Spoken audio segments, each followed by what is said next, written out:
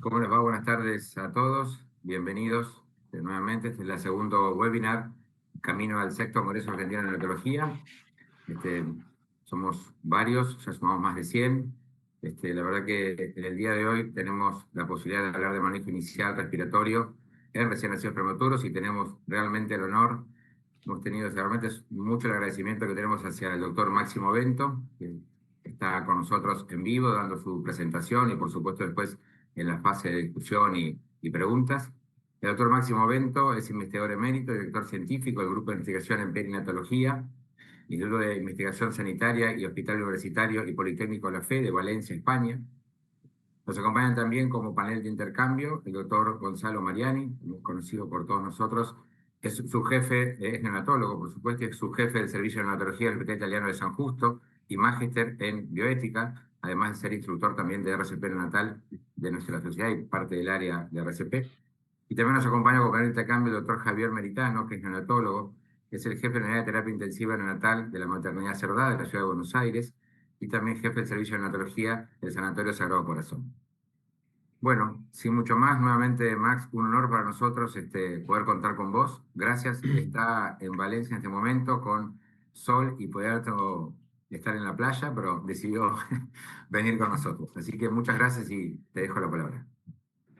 Muchísimas gracias, Gastón. Muchísimas gracias a todos los asistentes. Es para mí un honor y un placer estar esta tarde, mañana con vosotros. Comenté con Gastón hace tiempo ya la posibilidad de presentar datos o comentarios preliminares sobre la guía de consenso europeo para el manejo inicial respiratorio de los bebés en sala de partos. Es un honor para mí presentaros esto, aunque también quiero recordar que hasta prácticamente el mes de noviembre o diciembre muchas de estas propuestas serán o no serán aprobadas. Por lo tanto, la presentación creo que tiene la dinámica y la característica de las cosas que se están gestando, donde hay debate, donde cada participante aporta su opinión sobre la literatura registrada y la experiencia personal, y de ahí, pues, imagino que saldrán para el año que viene nuestras guías de consenso con los avances que consideramos que se han producido. Aquí tenéis una fotografía de todos los participantes. Como veis por las banderas, pertenecen prácticamente a la mayor parte de los países europeos. Quiero ahora dar, como si fuéramos, informar de que el doctor Halliday, que está en el centro de la diapositiva, falleció el año pasado y pudo contribuir brevemente a la guía de consenso.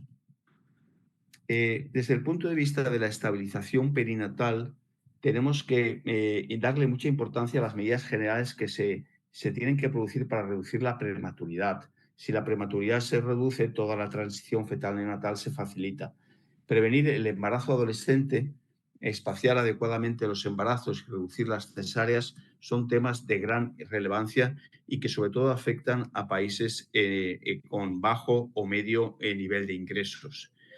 También es muy importante aplicarse en el despistaje precoz de la preeclampsia y tratamiento con bajas dosis de aspirina en mujeres de riesgo, realizar transferencias de solo un embrión en la fertilización in vitro y cuando hay riesgo de parto prematuro con acortamiento de la longitud del cérvix debe usarse la progesterona.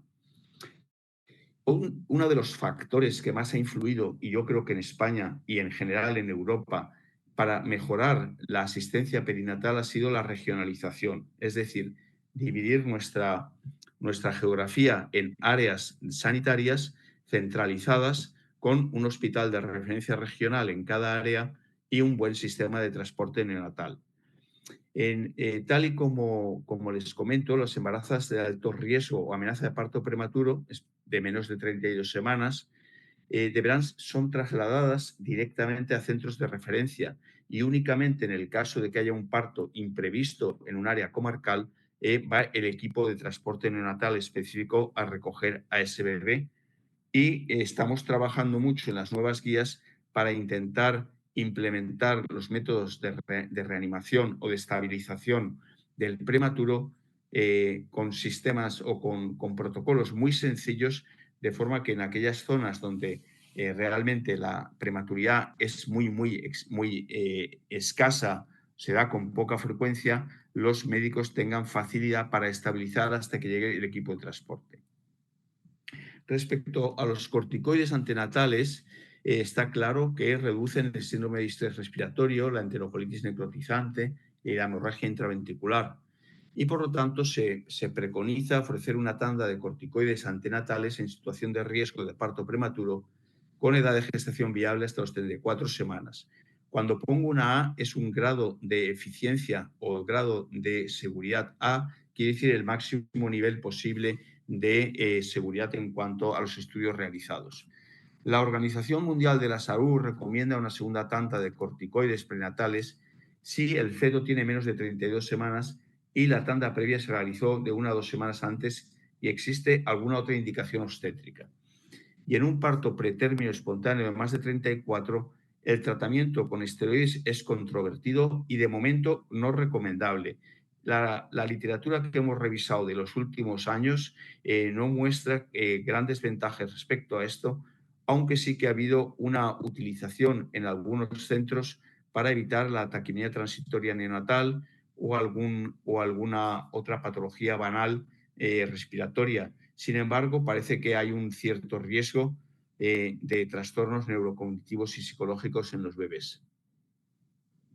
Aquí podemos ver una publicación de nuestro grupo de epidemiología en el cual se ven las parte beneficiosa, los beneficios que se han obtenido si comparamos el periodo 2002-2006 a 2007-2011, los cambios que se introdujeron y cómo esto benefició al resultado final.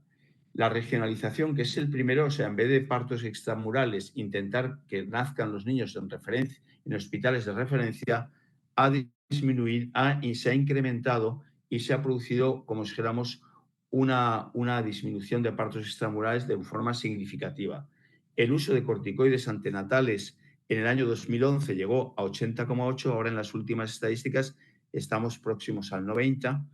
Los partos por cesárea también se incrementaron, en la actualidad estamos ya casi en el 50 y tantos, casi 60, y la CPAP como forma preferencial de mantenimiento de la función respiratoria también se produjo un incremento notable.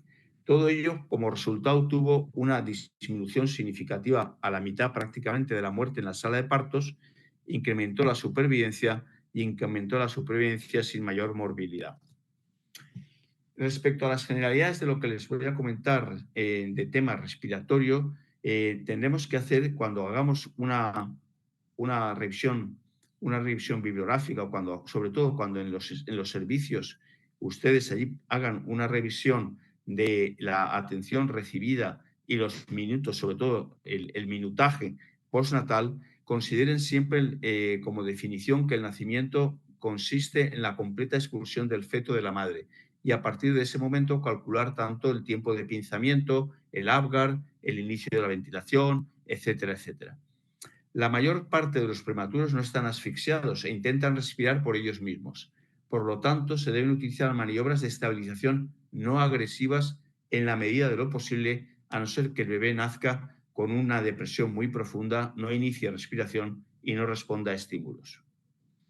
Aquí tienen un pequeño esquema de la situación inútero, transitoria y postnatal. En inútero tenemos un intercambio gaseoso transplacentario, hay shunts intra y extracardíacos, hay una elevada presión en la arteria pulmonar y un volumen de perfusión bajo. Todo esto cambia con el inicio de la respiración espontánea, se producen presiones negativas suprafisiológicas y todo esto da lugar a una expansión pulmonar, a un cierre de los shunts y a un aumento del volumen circulatorio por el espacio cardiorrespiratorio. Las primeras respiraciones y los cambios cardiocirculatorios con lo que van a condicionar son los objetivos fundamentales de la estabilización pulmonar, que es en primer lugar el aclaramiento del líquido pulmonar, la expansión del pulmón y el reclutamiento alveolar preferentemente homogéneo, evitando áreas de atelectasia o áreas de hiperinflación, establecimiento de la capacidad residual funcional, hecho primordial en toda estabilización, y la reducción de la compliance y el trabajo respiratorio. Nosotros en la sala de cuidados intensivos o en la sala de partos nos vamos a encontrar fundamentalmente con bebés entre 22 y 40 semanas. Y en estos niños las patologías más fundamentales serán el síndrome de estrés respiratorio, la displasia y la hipoplasia pulmonar.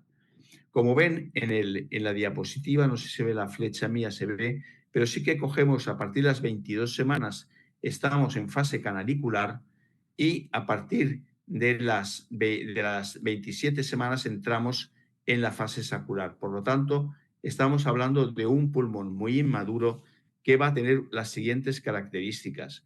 En la fase canalicular, y hablamos de niños de 22, 23, 24 hasta 26, 27 semanas, ven como los espacios vasculares, los vasos sanguíneos, están muy alejados de los alveolos primitivos, de los canalículos primitivos. Existen muy pocos neumocitos de tipo 1, por lo tanto, la transición de los gases a través de esos neumocitos va a ser escasa. Y en tercer lugar, hay muy pocos neumocitos de tipo 2, por lo tanto, la producción de surfactante es deficiente. El estadio posterior, el sacular, que ya lo vemos, niños de 27 semanas, que ya nos resultan más fáciles de estabilizar y que suelen tener menos complicaciones, vemos como los vasos sanguíneos se han aproximado a los neumocitos de tipo 1, lo cual facilita enormemente la hematosis, o sea, el intercambio gaseoso. Los neumocitos de tipo 2 van a producir una mayor cantidad de surfactante y finalmente habrá una vascularización muy incrementada. Todo esto se une, todos los cambios anatómicos y fisiológicos se une a una importante peculiaridad de la transición fetal neonatal, que es la generación de presiones negativas extraordinariamente importantes de 30 a 50 centímetros de agua en las 2-3 primeras inspiraciones profundas y el cierre de la glotis periódico que permite la retención de ese aire y formación de una capacidad residual funcional. Si este mecanismo funciona correctamente, el bebé establecerá, como si dijéramos, una mejor capacidad de respiración y será capaz de mantener unos volúmenes pulmonares, un volumen tidal y unos volúmenes residuales simplemente utilizando presiones de 20 a 25 centímetros de agua, que son capaces de generar niños muy prematuros y unas presiones de expiración de 5 a 6 centímetros de agua. Por lo tanto, cuando estamos hablando de un pulmón expandido y que tiene una producción de surfactante, las presiones recomendadas, y de esto hablaremos luego más tarde, son presiones positivas de 20 a 25 centímetros y unas presiones expiratorias de 5 a 6 centímetros. Bien, ¿cuál es el problema del prematuro? En el bebé, como llamamos a término, se produce una inspiración, se alcanza lo que se llama la presión de apertura, que está en torno a los 15 centímetros de agua, y se logran presiones hasta de 30 a 35 o incluso más. Esto hace que el volumen se expanda de una forma enorme y de que haya una estabilización en el momento de la deflación. Sin embargo, cuando estamos hablando de prematuros, no se consigue la presión de apertura hasta que se alcanzan presiones de 25 o 30, que son, como si dijéramos, en muchos casos, lo máximo que puede conseguir esa caja torácica y esa musculatura pulmonar tan deficientes y tan inmaduras que poseen los prematuros. Esto hace que necesitemos presiones muy elevadas para alcanzar volúmenes muy pequeños. Y entonces entramos en una situación de deficiencia respiratoria. Entonces, ¿cuáles son las circunstancias con las que nos vamos a encontrar? Bueno, pues los prematuros tienen una baja compliance, tienen una pared pulmonar que también es muy compliante. Cuando intentan hacer una inspiración profunda se produce un hundimiento torácico y tiene una debilidad muscular que produce como digamos, que impide alcanzar presiones altas y por otra parte produce una fatiga precoz. Hay un cierre glótico que es ineficiente y sobre todo asincrónico Hay deficiencia de surfactante, con lo cual el factor tensioactivo hace que se colapse el alveolo en la fase expiratoria. Hay un aclaramiento deficiente del líquido pulmonar al no generarse las presiones transpulmonares suficientes.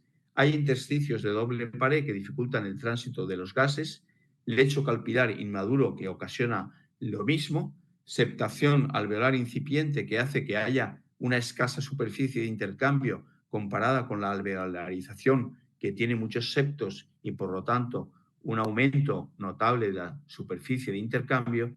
Y luego hay un sistema antioxidante inmaduro que hace que cuando aplicamos medidas como el aumento del oxígeno en grandes cantidades, tenemos que ser muy precavidos para intentar balancear el daño con el beneficio. ¿Cuáles son las intervenciones que vamos a detallar para favorecer la estabilización respiratoria en la sala de partos? Desde luego, toda unidad, lo exponíamos ya en un artículo que se llamó el concepto DRICU, Delivery Room Respiratory Intensive Care Unit, es considerar la sala de partos como una unidad de cuidados intensivos y proporcionar las mismas posibilidades de ventilación que se puedan proporcionar luego posteriormente.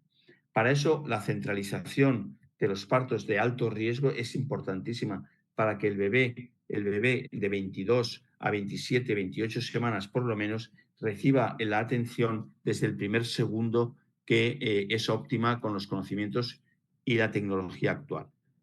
La monitorización inmediata de frecuencia cardíaca y saturación es importante.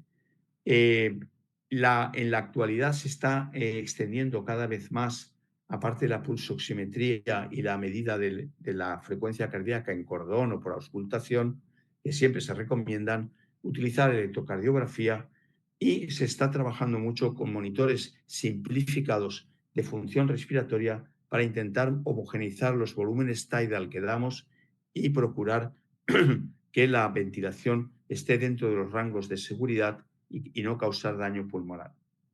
El segundo punto, el retardo del pinzamiento de cordón, es un estándar ya aceptado universalmente y que está basado en la fisiología respiratoria. Existen ahora también, como saben ustedes, muchos trabajos que están comenzando a intentar valorar si la ventilación con un cordón que sea un cordón en el que haya circulación, no pinzado, favorecen la circulación pulmonar y el establecimiento de patrones de normalidad cardiorrespiratorios. Finalmente, el ordeño del cordón es una técnica que tiene una utilidad enorme en situaciones de gravedad, en situaciones en las que hay una necesidad de recuperar rápidamente al niño, pero por circunstancias tiene que cortarse el cordón. El ordeño del cordón tiene problemas con niños muy pequeños por el tema de la posible incremento de las hemorragias cerebrales. Estimulación de la respiración cutánea. Verán cómo estamos haciendo un estudio europeo de la utilización de la estimulación sistemática frente a la estimulación espontánea. Se ha visto en estudios previos que hemos hecho en pequeños grupos, en feasibility trials, en estudios de practicidad, que se aumenta notablemente la ventilación, la saturación de oxígeno y la necesidad de aportar, como sabemos, mecanismos de ventilación de soporte respiratorio con una buena estimulación cutánea. Y luego también hay estudios que están practicando en la actualidad en algunos centros, de los cuales estamos esperando resultados pronto, sobre la cafeína profiláctica en sala de partos. Respecto a la ventilación con presión positiva continua, hablaremos de las indicaciones, de los dispositivos, la interfase, presiones, etcétera.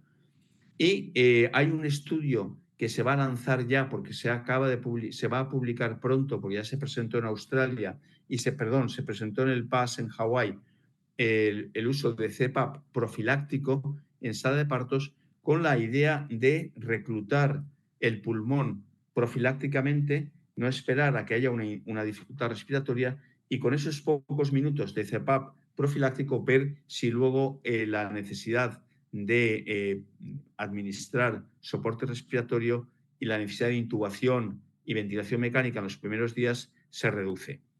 Respecto a la oxigenación, hablaremos de los resultados más recientes, sobre todo del estudio que terminamos hace poco, en la cual nuestro país participó, que es el Torpedo 3060, surfactante precoz, incluso algunos centros, algunos países como Alemania ya en sala de partos, y intubación con videolaringoscopia como sustitución a la intubación convencional, sobre todo para centros en los cuales la intubación sea en sala de partos no sea muy frecuente y no haya mucha experiencia. Aquí tienen la importancia de conseguir en un minuto tener datos de saturación de oxígeno en niños muy prematuros, lo cual es importante y para eso requiere una coordinación extraordinaria del equipo el líder de la ventilación con los auxiliares y la conexión correcta, la inserción del catéter, del sensor y también la conexión posterior al aparato de medición.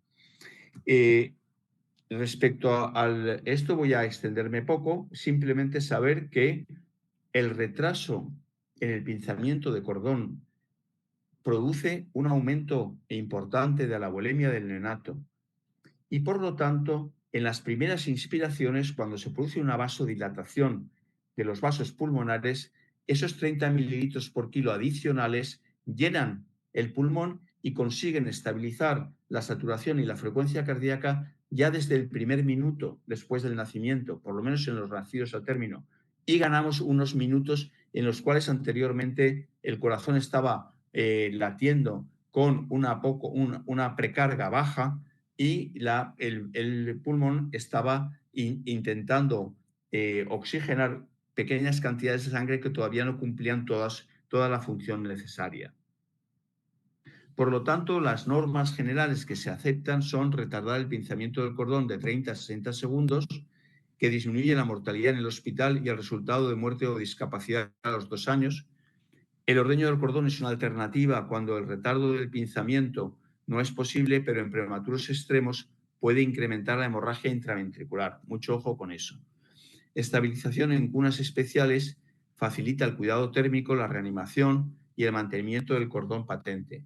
Aún no hay datos, no hay datos suficientes para recomendar que siempre se haga la reanimación en cunitas próximas a la madre para mantener el cordón íntegro. De todas formas, es una cosa que se está, en Europa por lo menos se está generalizando y ya es muy, muy común que tanto en cesáreas como en partos se ponga la mesa de reanimación pegada a la madre y se pueda hacer ya las primeras valoraciones se pueden hacer con el cordón íntegro. Y ventilación con cordón patente ha demostrado importantes beneficios en modelos experimentales. Sin embargo, como ocurrió con la hiperinsuflación, que recordarán la hiperinsuflación en los primeros minutos, los resultados de los ensayos aleatorizados y controlados de alto nivel no han producido resultados apetecidos. El ABC3 Trial, que fue realizado en Holanda en las 8 unidades de cuidados intensivos holandesas, un diseño fantástico, una sistemática fenomenal. Sin embargo, no se observó ninguna mejoría en el outcome primario, que es la supervivencia sin daño cerebral relevante o enterocolitis necrotizante, y tampoco redujo la mortalidad. Lo que hacían ellos era que dejaban el cordón, ventilaban con el cordón íntegro hasta que se alcanzaban frecuencias de 100 latidos y saturaciones de más de 85, y lo comparaban con la forma tradicional de tratamiento, que eran el retardo de 30 a 60 segundos. Otro ensayo que se hizo, el Vent First, también tenía un objetivo parecido, y esto también ventilaban con cordón intacto durante 2 minutos y lo comparaban con 30 a 60 segundos, que es el estándar. Y tampoco encontraron diferencias en la mortalidad, que era el outcome primario. Otro factor importante es la estimulación de la respiración cutánea, que es un método muy sencillo, muy barato, y que se realiza de una forma espontánea y natural, generalmente por las enfermeras y las matronas, pero que se sabe que tiene una serie de ventajas. Frotar la espalda columna del bebé repetidamente en los primeros minutos después del nacimiento estimula el establecimiento de respiraciones regulares y mejora la saturación de oxígeno. En prematuros estables, iniciar durante el periodo de retardo del pinzamiento, o sea, nada más expulsión del niño y puesta en la cuna, empezar a realizar de forma sistemática estas maniobras de estimulación. Y en pacientes inestables, iniciar la ventilación con presión positiva. Bien, esta sería la explicación por cual la estimulación cutánea produce un aumento e influye sobre los centros respiratorios que hay en la médula oblongata y va a dar lugar a una activación del diafragma. Para ver o para optimizar la estimulación táctil, se ha puesto en marcha un estudio que se llama el NEUSTIM, que es un estudio aleatorizado de estimulación repetida y sistematizada versus estimulación selectiva, que es a decisión del personal de enfermería. Por lo tanto, los pacientes son aleatorizados a una sistemática de estimulación determinada frente a la estimulación espontánea natural. El fundamento sería que la estimulación táctil se recomienda, pero ha sido poco estudiada. Por lo tanto, su recomendación ha sido omitida porque no había literatura al respecto. No había ninguna publicación y aunque se comentaba, no se estimulaba su utilización sistemática. Sin embargo, en estos artículos que menciono yo aquí abajo, del año 2022 y 2018, por los grupos holandeses, vieron que la repetición de la estimulación de forma sistemática conducía a un aumento de la oxigenación en la sala de partos en los primeros minutos y aumentaba el esfuerzo respiratorio medido con monitores de función respiratoria. El objetivo de este estudio, en el cual España está participando, es comparar el efecto de la estimulación repetida versus la selectiva sobre la saturación preductal en niños a los 5 minutos de vida. Aquí tienen el diagrama de cómo se va a hacer. Es un sistema que es muy interesante, el step wedge. Se va aumentando en cada centro. A partir que van pasando los meses, se va aumentando la estimulación repetida versus la selectiva. Y al final se comparan los dos resultados. Bien, y respecto a la estimulación con cafeína, bueno, no hay estudios realizados exclusivamente con cafeína, excepto este estudio que es muy pequeño del doctor Dani en Italia, y que él lo que demostró es que era factible administrar cafeína intravenosa o enteral en sala de partos sin interferir con la asistencia postnatal. El alcance de niveles terapéuticos es problemático y no se han hallado diferencias significativas con el grupo de control. Por lo tanto, aunque es un tema que hay muchos grupos que quieren estudiar, de momento todavía estamos en una fase muy incipiente. Sí que es cierto que el doctor Kateria publicó en el New England Journal of Medicine en Evidence en 2023 este estudio, pero que comparaba cafeína y lisa versus cafeína y CPAP. Y él lo que sí que logró comprobar es que utilizando la cafeína y lisa se disminuían las intubaciones a las 72 horas, se disminuía la necesidad de surfactante y mejoraba la oxigenación. Bueno, ¿y cómo ventilamos en la sala de partos? En esto no ha habido muchos cambios. Si hay respiración espontánea, se puede estabilizar con CPAP. Sí que es cierto que los 6 centímetros de agua son los recomendados, que reducen el daño pulmonar y la displasia, aunque en la actualidad y con la utilización de algunos estudios de monitorización de la función respiratoria, muchos grupos están empezando a subir a 8 los centímetros de agua en los primeros minutos, sin que ello haya supuesto un aumento del daño pulmonar.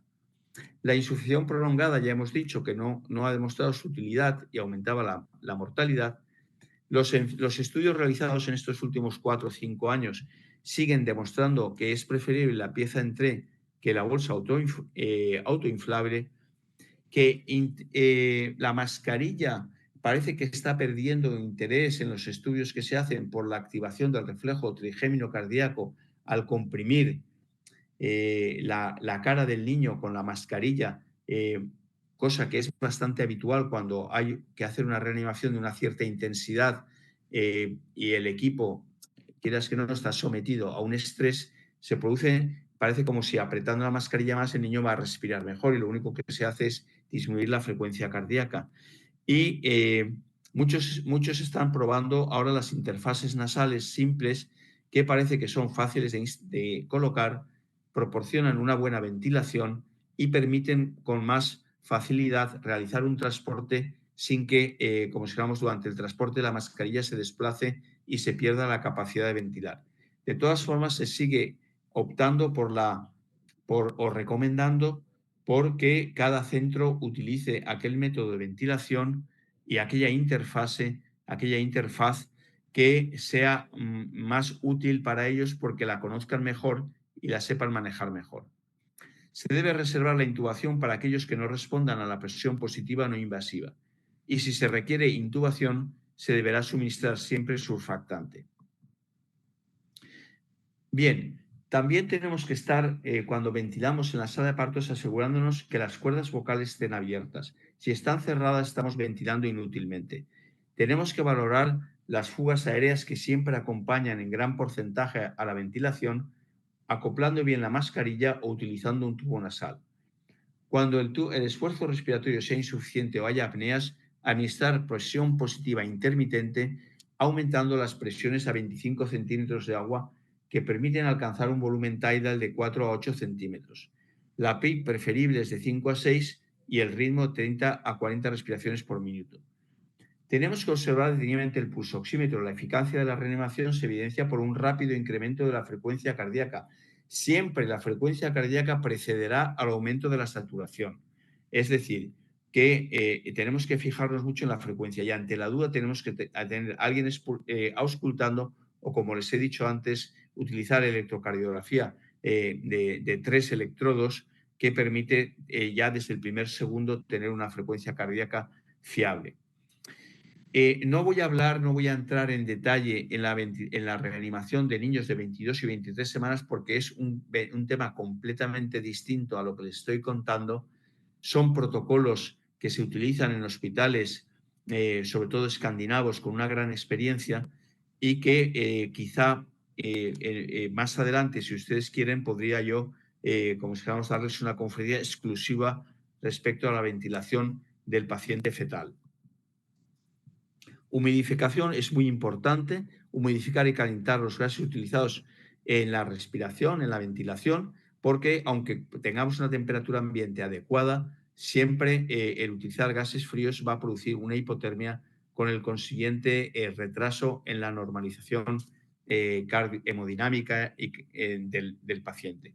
La utilización de envoltorios de plástico y gorros, sigue las estándares que hemos descrito hasta ahora, y hay que tener mucho cuidado cuando se usan mantas exotérmicas porque la unión de envoltorios, gorros, temperatura alta en el ambiente más mantas exotérmicas puede producir, y se han descrito, sobrecalentamientos que tienen un pronóstico reservado. Este es el estudio que les comentaba antes, que se llama el Plant Study, que es la utilización de una presión positiva sistemática, o sea, preventiva, en pacientes. La pregunta de investigación es en niños prematuros tardíos, entre 34 y 36 semanas, nacidos por cesárea. Tiene la utilización de CPAP por 20 minutos empezados dentro de los 5 primeros minutos, comparada con cuidado estándar, reducir la necesidad de soporte respiratorio. Bien, los criterios de inclusión de estos médicos han sido niños nacidos en el hospital, nacidos por cesárea, prematuros tardíos y que estaban respirando espontáneamente a los 5 minutos. Excluidos las malformaciones, hipoplasia pulmonar, etc. Y la intervención son 20 minutos de CPAP de 5 o 6 centímetros dentro de los primeros 5 minutos, a partir de los primeros 5 minutos del nacimiento. O sea, se empieza dentro de los primeros 5 y se mantiene la ventilación durante unos minutos. Estos son los resultados preliminares. No voy a dar resultados porque no se han publicado y el autor me pidió que no los presentara, pero siempre se administró aire ambiente y el objetivo de la saturación eran los recomendados por la Academia, la American Heart Association, que tienen aquí descritos. La duración del soporte respiratorio empezaba dentro de la primera semana y la duración, ese era el objetivo primario, ver si necesitaban soporte respiratorio, qué cantidad, qué tipo de soporte, etcétera, durante la primera semana. Y luego otras outcomes secundarios como la necesidad de oxígeno suplementario, necesidad de presiones, admisiones en la NICU, etcétera, síndromes de fuga aérea, uso de surfactante, etcétera, etcétera. Respecto a la oxigenación, sí que queremos comentarles que hemos diseñado y hemos publicado una nueva curva que vendría de alguna manera a sustituir a la de Dawson, realizada en 300 recién nacidos normales a los que se monitorizó saturación, frecuencia cardíaca, etcétera, y que tuvieron un retardo de pinzamiento de cordón de aproximadamente 2 minutos. Las gráficas están en azul y como ven, estos niños alcanzaban comparativamente con los niños de la gráfica de Dawson, que eran con clampaje inmediato, acortaban prácticamente en 2 minutos el alcance de una saturación de 85%, lo cual indica una oxigenación rápida y eficaz.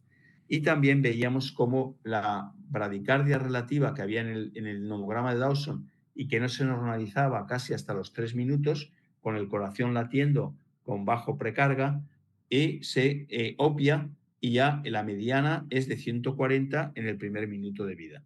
Por lo tanto, tenemos que valorar si estamos retardando el pinzamiento del cordón, tendríamos que acudir a este tipo de gráficas para valorar la normalidad.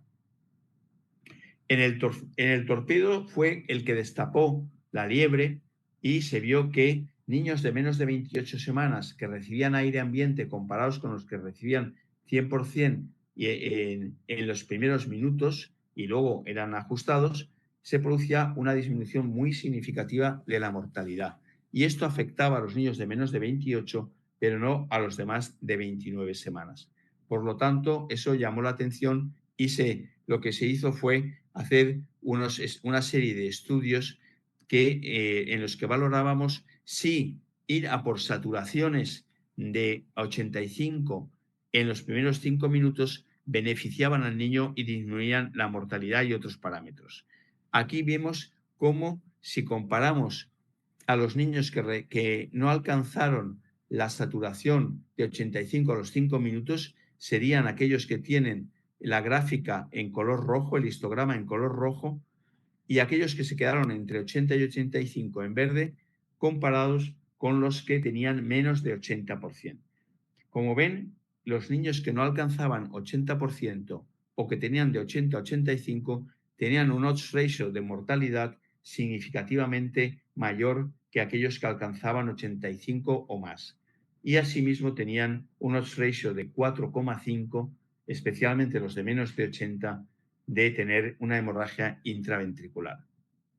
También seguimos a estos niños y vimos cómo cuando se valoraban a los 2 años, el hecho de haber empezado con bajo o alto oxígeno no tenía mayor importancia, no era significativo, pero cuando valorábamos el alcanzar saturaciones por debajo de 80 frente a saturaciones por encima de 80, el diamante se desplazaba a la derecha y esto indicaba que había una significación positiva, es decir, que teníamos una influencia negativa sobre la supervivencia de los bebés y luego sobre el desarrollo neurocognitivo. Y esto mismo se ha publicado recientemente en nuestro grupo, con el grupo australiano, lo hemos publicado en JAMA Pediatrics, y se ve que cuando se empieza con saturaciones más elevadas frente a muy bajas, en prematuros, en grandes prematuros de menos de 28 semanas, existe una tendencia, todavía es low certainty, pero parece que por ahí van los tiros de una mayor morbilidad, mortalidad y morbilidad en estos bebés si no alcanzan saturaciones que hemos comentado a los 5 minutos. Por lo tanto, la oxigenación monitorizar, como hemos dicho, las medidas deberían ser fiables lo antes posible, o sea, no podemos esperar a tener saturaciones y frecuencias fiables a los 3 o 4 minutos, porque eso ya nos ayuda muy poco en cuanto a el ajuste del oxígeno y de la ventilación. Y luego fracciones iniciales, eso es el tema de debate actual. Bien, para menores de 32 semanas, habíamos recomendado mayor o igual a 0,3. En algunas conferencias que yo incluso daba en Argentina, yo comentaba que niños por 27, 26 semanas se podía empezar con 0,4. Probablemente con los resultados del Torpedo Trial subamos a 0,6 en los niños más pequeños y mantengamos 0,21 en niños mayores de 32 semanas. La SPO2 debe alcanzar 80-85 en los 5 minutos y, por lo tanto, deberíamos incluirla junto con el Apgar Score. A los 5 minutos, anotar siempre qué saturación de oxígeno tenía ese niño. Y la frecuencia cardíaca debería alcanzar 100 como muy tarde a los 3 minutos. Control de frecuencia, ya lo he dicho, no voy a extenderme más. Preferentemente hay que mantener las medidas clásicas, palpación, estetoscopia, etc. Pulsoximetría, de momento, es fiable, aunque a veces tarda algo en darnos resultados. La electrocardiografía es cara, todavía no se ha generalizado en muchos países, pero parece que es casi inmediata y es el método más fiable. La bradicardia, desde luego, en sala de partos, como ya hemos comentado en este trabajo que publicamos con el doctor Capadia, es un pronóstico, si es prolongada, es decir, más de 2 minutos de bradicardia de menos de 100 latidos en los primeros 10 minutos, supone que haya un odds ratio muy importante para una mayor morbilidad y una mayor hemorragia intraventricular. Respecto a vídeo versus direct laryngoscopy, este artículo que fue publicado por el grupo del doctor O'Donnell de Dublín, en Irlanda, ellos demostraron, no quiero extenderme porque voy mal de tiempo, pero ellos demostraron que la proporción de niños que eran intubados, con éxito, en el primer intento era significativamente mayor cuando se utilizaba la videolaringoscopia. En ese sentido, nos hemos incorporado a un estudio multicéntrico europeo que ellos dirigen y tenemos también, es un cluster randomized trial que se va a comparar el vídeo versus la laringoscopia directa. Este es el mismo esquema que veíamos para la estimulación, el step wedge sistema, incorporar la videolaringoscopia poco a poco e ir disminuyendo la laringoscopia directa y vamos a ver, ya se han empezado a reclutar, nosotros ya estamos reclutando pacientes, se están reclutando en Irlanda, en Alemania y en Holanda y en otros países y vamos a ver qué resultados nos dan. Finalmente, control de temperatura, lo de siempre, ya lo he comentado anteriormente, no hay ninguna novedad en este sentido, evitar el sobrecalentamiento. Y para finalizar esta última diapositiva, en la cual hay unas sugerencias de cambio en sala de partos que les voy a comentar. Si las condiciones clínicas lo permiten, hay que retrasar el pinzamiento del cordón al menos 60 segundos y si se puede más.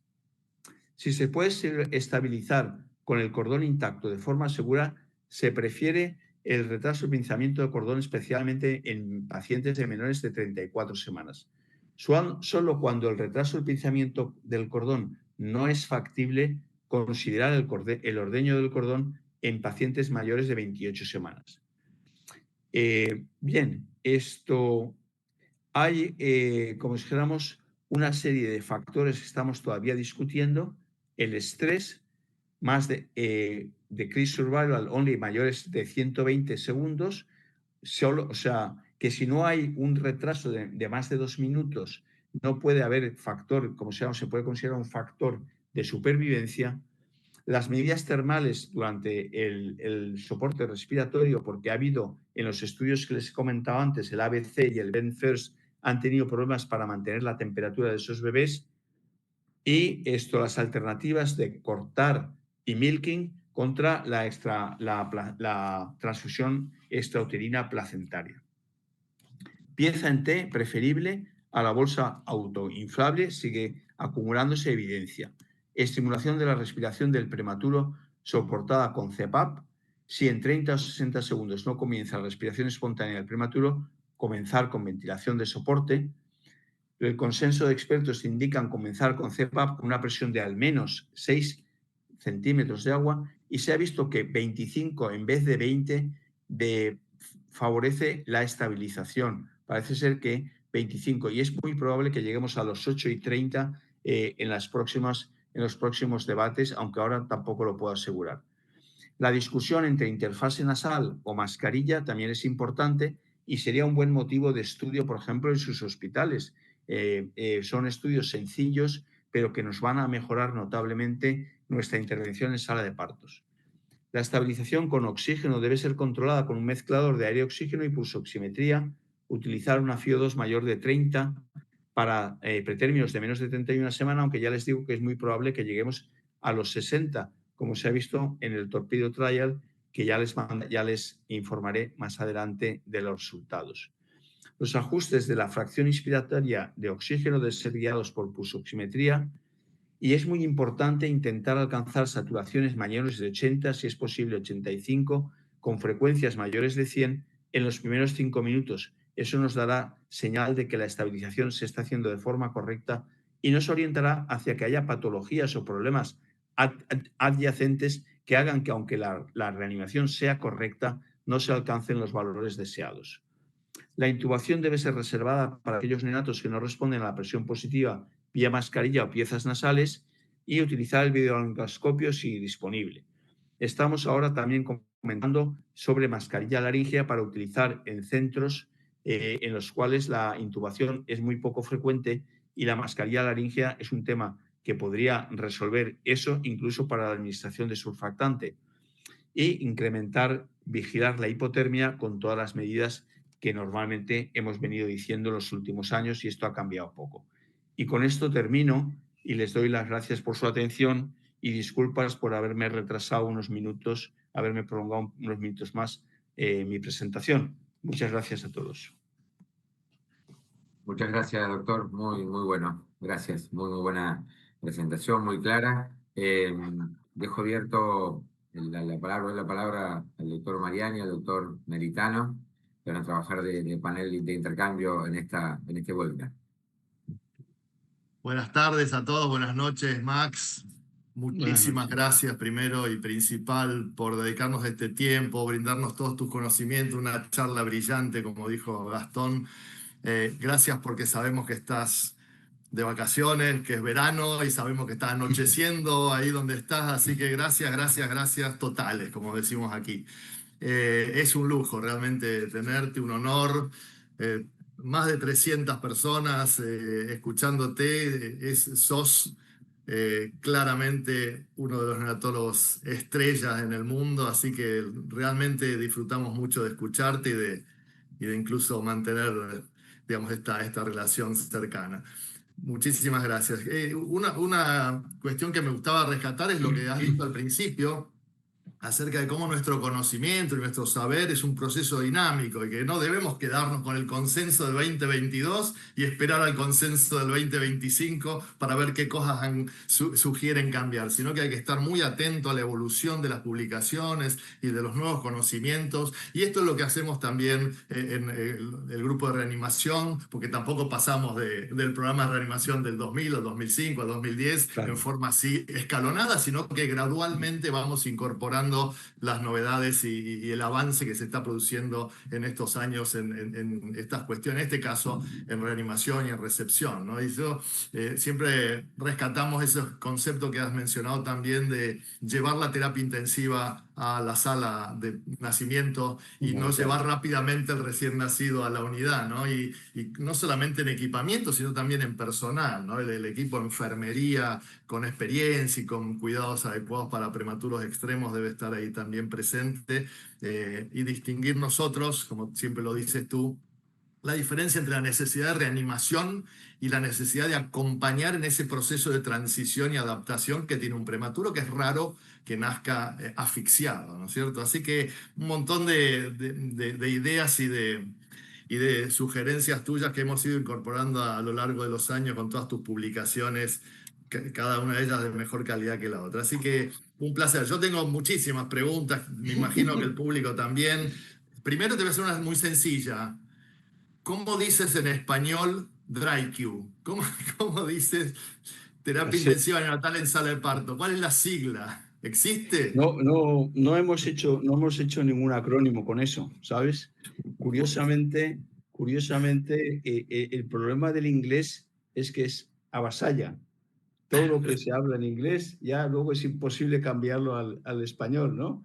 Sí, Pero sí, verdad. sería eso que has dicho tú, terapia intensiva en sala de partos, TISP, podríamos llamarle TISP. Es difícil. Después te quiero hacer una pregunta breve también, pero es una opinión, ¿no? Yo sé que tú te basas siempre en la evidencia, en la mejor evidencia publicada, pero acá quizás te voy a pedir una opinión. ¿Por qué crees que el reanimador en pies en T es superior a la bolsa autoinflable cuando hacemos ventilación a presión positiva en sala de partos, como han mostrado varios estudios, uno de ellos generado básicamente acá en el país, ¿no? El de Ardosil, de Cocobain, etc. ¿Crees que es un tema de mantenimiento de la presión, de la PEP, de la presión respiratoria al final, de la presión positiva al final de expiración, más regularidad en las presiones inspiratorias? ¿Cuál crees tú que es el mecanismo por el cual se está encontrando esta ventaja del reanimador en pies en T? Claro, yo creo que hay dos factores. Uno es el factor del ser humano, el ser humano en una situación de tensión, de estrés. Lo hemos visto cuando utilizamos el monitor de frecuencia, el monitor de función respiratoria, cuando peor es la situación del paciente, mayor es la frecuencia y mayor es la presión que se aplica. Entonces, todo lo que sea poner algo entre el médico y el paciente que de alguna forma regule eso, si tú no le puedes dar más presión o tú no le puedes dar, regulas la frecuencia, pues tienes muchas más posibilidades de hacerlo correctamente, ¿no? Yo creo que ese es un factor muy importante. Luego las curvas que se ven, las curvas de presión-volumen que se ven, son mucho más homogéneas.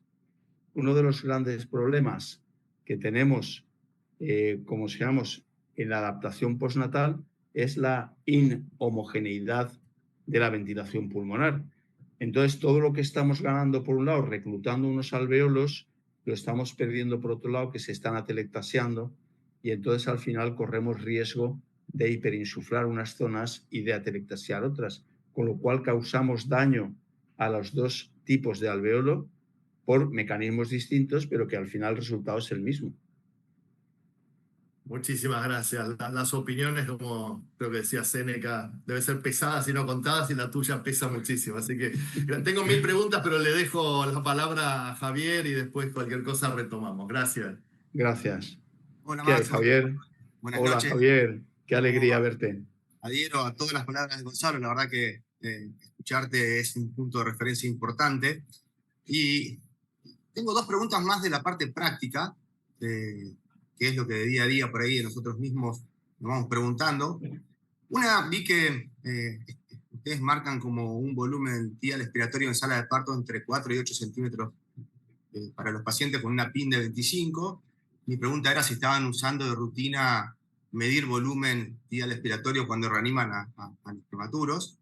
Y la otra es que es muy pesado el resultado de que muestran en mortidisplasia no alcanzar los 80-85 de saturación a los primeros 5 minutos o la frecuencia cardíaca de 100 a los 3 minutos. Y mi pregunta es, en la situación de no alcanzar eso con una FiO2 recomendada y las presiones recomendadas, no midiendo el volumen tidal, en la práctica, ¿le aumentamos la PEP, le aumentamos la PIM o le aumentamos la FiO2? Bien, lo primero, el monitor de función respiratoria solo lo estamos usando, varios grupos de Europa, solo lo usamos para investigación, o sea, no se usa en rutina asistencial. Nosotros publicamos en Journal of Pediatrics en recién nacidos normales, ventilando espontáneamente. Les puedo mandar el artículo, las medidas que tenían, y generalmente la mayor parte de los niños oscilan de forma espontánea, quitando variaciones en el tipo de respiración que hacen, porque a veces se aceleran, a veces tienen llanto, a veces, pero como digamos, la ventilación en general se mantiene dentro de esos parámetros. Sin embargo, en la reunión última que tuvimos de la guía de consenso, muchos autores estaban, o algunos investigadores, sobre todo holandeses, estaban viendo que ellos estaban utilizando en este momento de forma monitorizando, vamos, como en un ensayo pequeño dentro de su unidad, PIPs de 8 en vez de 6, y a ellos les estaba dando mejor resultado que las PIPs de 4 o 6.